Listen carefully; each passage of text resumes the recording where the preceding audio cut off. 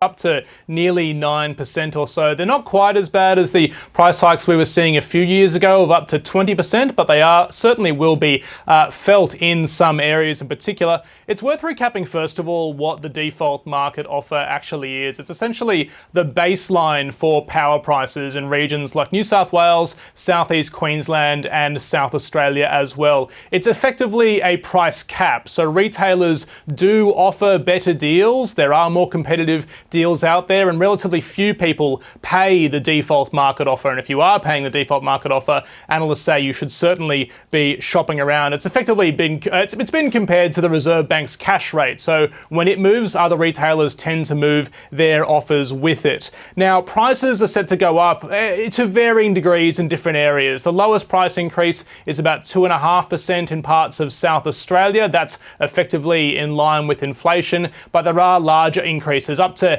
8.9% in parts of New South Wales. The energy regulator says there are a few things influencing these price increases, but primarily it's increases to the cost of making power, so generating power, particularly there are impacts there with coal and gas, and also there have been low spots for renewables like wind and solar as well that have had an influence, and also the cost of moving power, so the cost of building new transmission lines, actually getting power to different parts of the country.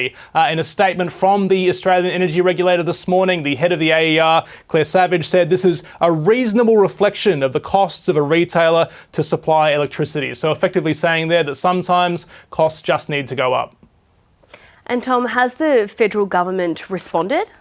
Yeah, we have heard from the Energy Minister, Chris Bowen, this morning, who is primarily urging people to simply shop around and make sure they are on the best deal possible from their retailer. He says there are some key factors here that do need to be considered. He's pointing to increasing prices for consumers coming from things like unreliable coal generation, he says, and low solar and wind output.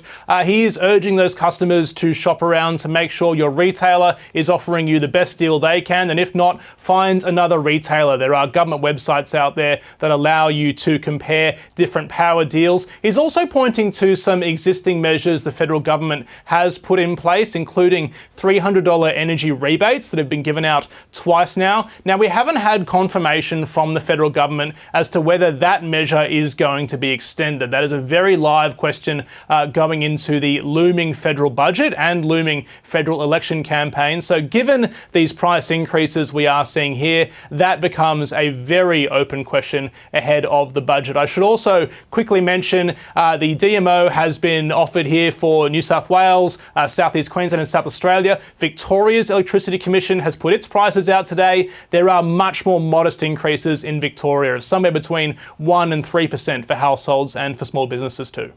Tom Lowery in Canberra there for us. Thank you.